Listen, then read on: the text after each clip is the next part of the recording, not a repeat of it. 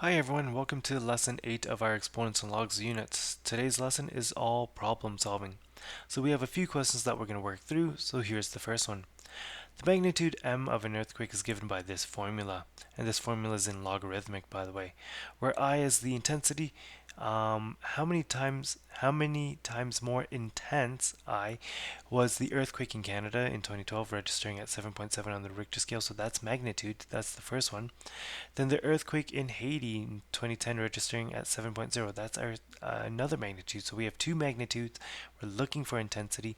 This equation here is in logarithmic. It doesn't really help us find intensity. So what I'm going to do is rewrite it. So the way I rewrite this is switch it from logs back to exponential. So if I have exponential, this is now going to be I for intensity is equal to, if I don't have a base, it's going to be by default base 10 to that m magnitude as your exponent. Here we go. And that's what we kind of want because we want intensity. So we're going to compare. So we have intensity equal to 10, and the first magnitude I have is 7.7. And to compare that to the second one, I'm basically dividing. So I'm going to go 10 to the 7.0. But really, when I'm dividing with the same base and exponents, I'm just going to subtract my exponents. So I'm going to rewrite this as 10 7.7 minus 7.0, which of course is just 10 to the exponent of 0.7. And here I'm going to evaluate that on my calculator, and what I get is the following. So I'm going to go 10 exponent 0.7 there. I get 5.0118. So really it didn't tell us how many decimals to round to, so I'm just going to take the first few. 5.01 should be sufficient. So you have 5.01 intensity. So this is 5 times more intense than the other. That's how we're comparing it. In example 2, we have the magnitude of an earthquake, again given by m equals log I, where m is the magnitude, I is your intensity. Each difference of 1 unit in magnitude represents a change in intensity by a factor of 10. Sure. An earthquake with a magnitude of 5 is 50 times more intense than one of its aftershock. Determine the magnitude of the aftershock. So again, in this question here, if I'm looking for, and it says here, determine the magnitude of the aftershock, we're looking for m, like kind of like an m2 more or less. That's what we're looking for. So what I could do is rewrite this equation. And again, I usually don't like working in logs. I'm going to set this up in terms of exponential. So I'm going to rewrite this as I equals, and again, if we don't have a base, it's going to be 10 to the m there. Okay, so I'm comparing this here. Filling in our equation with everything that we kind of know from this question. So I have 50 times more intense. So 50 is now my intensity. So I have 50 equals 10 to the m, and m here was 5. Okay, so that's our first one, and we want to find a second one, a second aftershock. So I'm going to go, so if I call this m1, I'm going to minus off m2 because I'm going to compare it to an m2. So I'm going to go minus m2 here. Okay, and ultimately I want to find m2. So the way I do this is, now that I have this set up, I will go back into logs. So this is now 5 minus m2, and that's ultimately what we want to find because we want to find the second magnitude, aka the aftershock. This is now going to be equal to log base 10, or just log, of 50. To find m2, I'm just going to do a quick subtraction. So this is now negative wrong color, m2.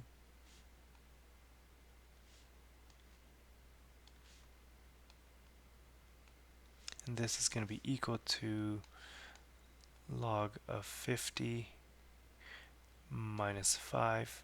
And of course, to get rid of that negative, either multiply everything by negative or switch all their signs around. So our second magnitude is really equal to 5 minus log of 50. And here I want to evaluate that again on my graphing calculator. So again, I have 5 minus log of 50. And in this case here, log is base 10. And there we go. We have a magnitude of 3.3.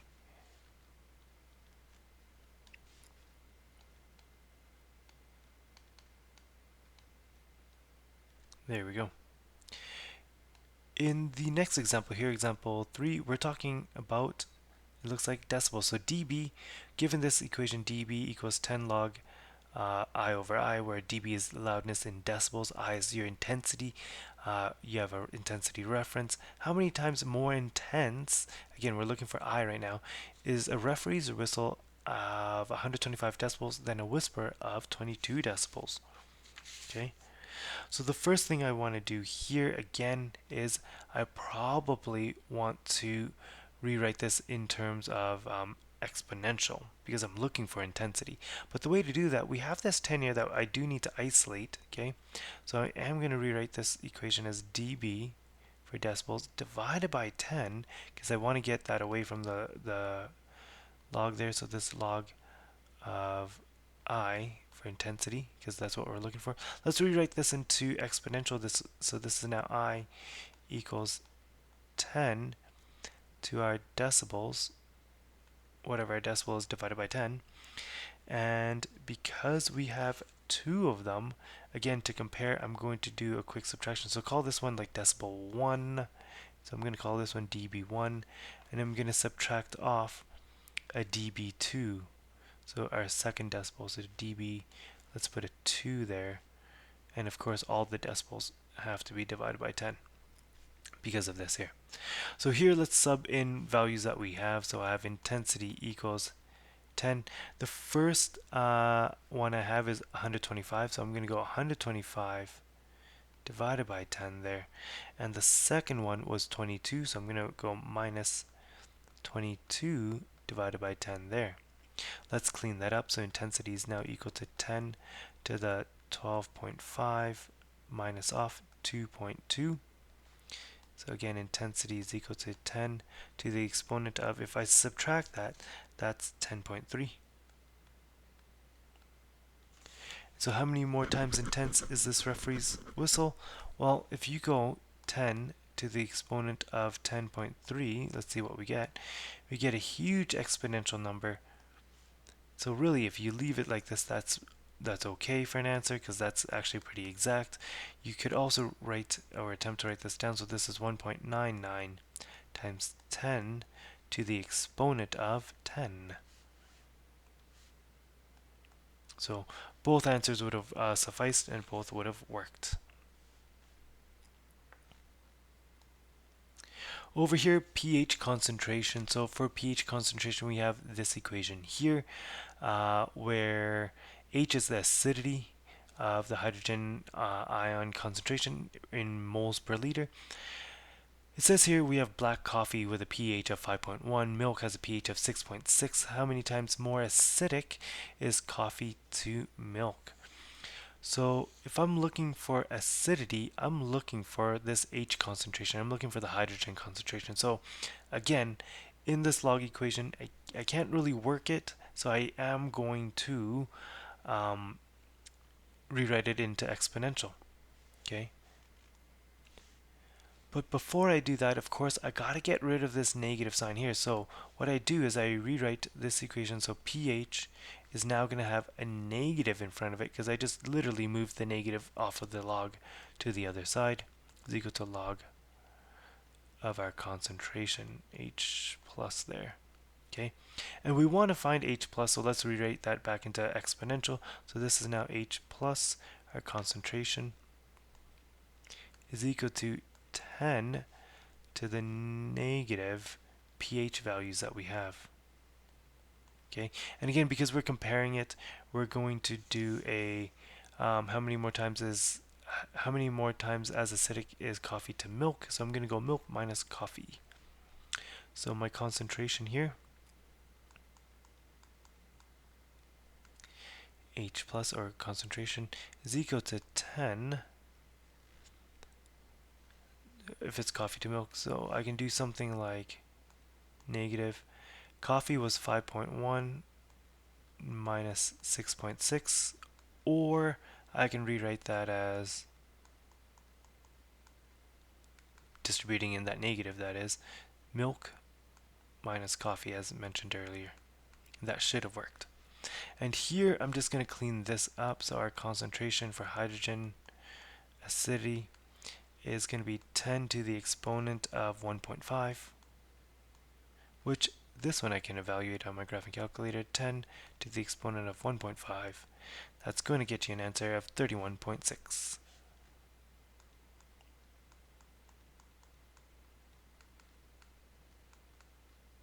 So that's the amount of times acidic coffee to milk is. In number 5 here we have our growth and decay problem, which we've done many of times before. So in this case here we have our standard equation.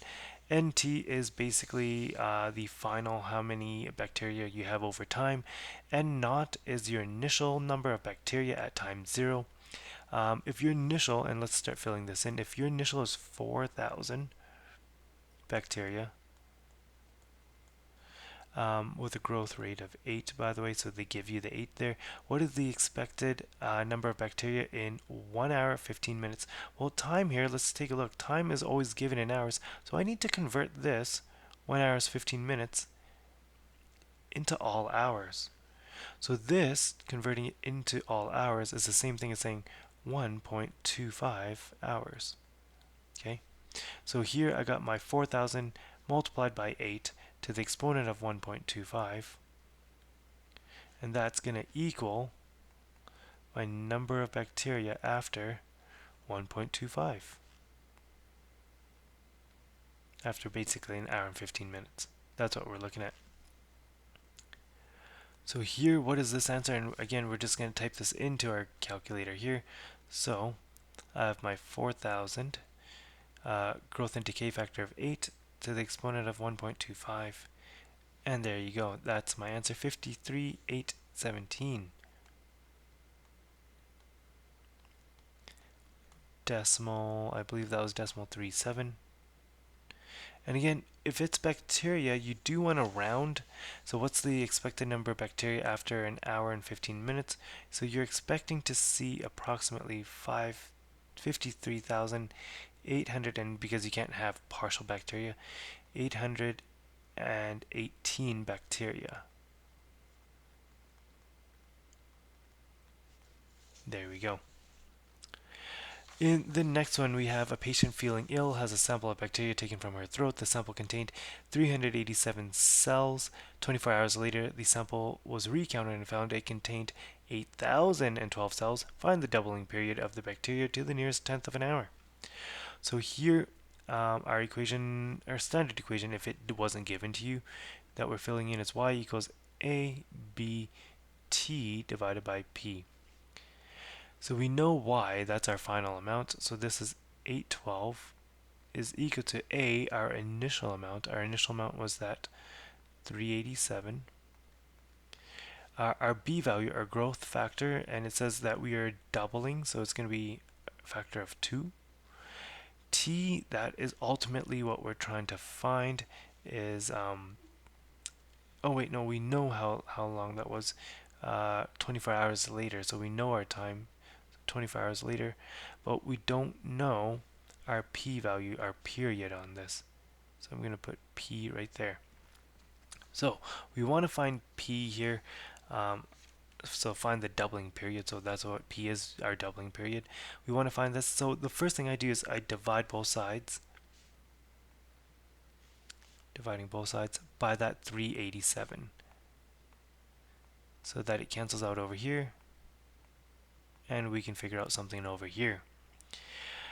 From here, I'm going to quickly rewrite my equation. So I got 8012 over 387 is equal to 2 to the exponent of 24 over p. And here, if you want, you can rewrite it in terms of logs or solve it y1, y2, totally up to you. I'm just going to quickly bump this back into logarithmic equation. So this is now 24 divided by p is equal to log base 2 of my 8012 over my 387. And to get P by itself, I'm simply just going to switch these two around. So P is now equal to 24 divided by log base 2 of the 8012 over 387. Typing this all into our calculator, P is now equal to what?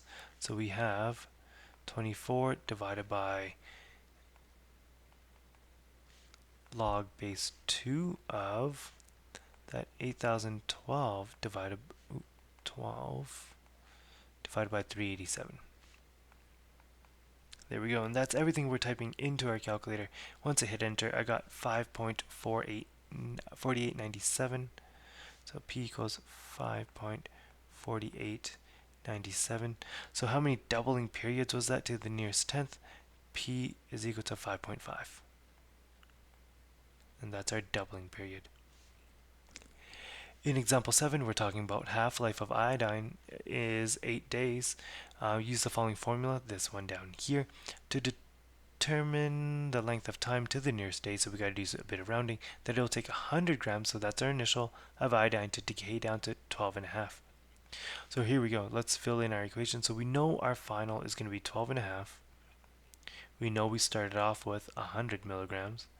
It's a half-life question. Time it's going to take was 8 days. Oh wait, 8 days is our period. Time to take, we don't know, and that's what we want to find. So 8 days goes here, and T up top here is in red because that's what we want to find. First things first, let's divide off both sides by 100. So divide the right side by 100, divide the left side by 100. Knocking those out. Simplifying that, that's 0.125 now is equal to 1/2 to the exponent of T divided by 8. And again, you can go y1, y2 right away to solve this, or you can work this out using logs, and that's what I'm going to do. So I have T divided by 8 now is all equal to log base 1/2 of this decimal 0.125. And ultimately I'm going to multiply out this 8 to get T by itself, so T is now equal to 8 multiplied by this log 1/2 to the 0.125. And this is what I want to find. So T is equal to, on my graphing calculator, 8 multiplied by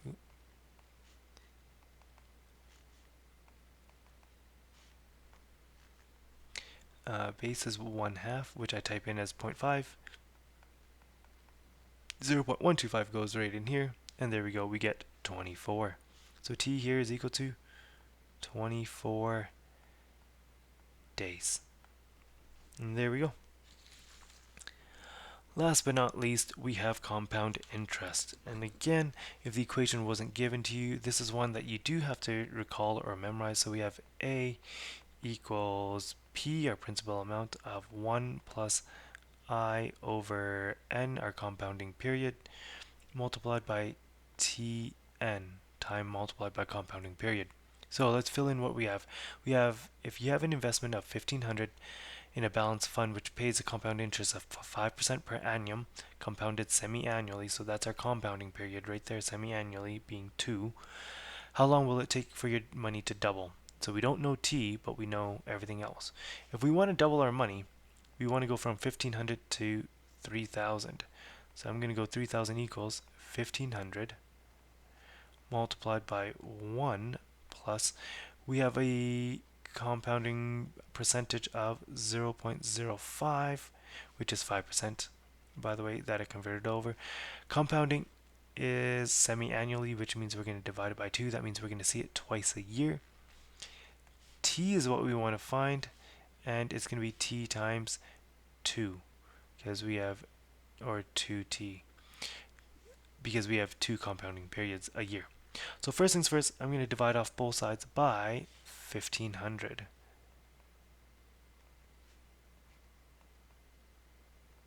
So those get cancelled out. 3,000 over 1,500 is now 2, which equals 2. And if I evaluate this here in my brackets, that's 1.025 to the exponent of 2. And t we're still looking for, and again, right now, if you want to use this on your graphing calculator, y1, y2, by all means, you can definitely do that. But for me, I'm going to switch it into logs and see if we can solve this using logarithmics. So this is now going to be log base 1.025 of 2. Dividing everything by 2 to get t there.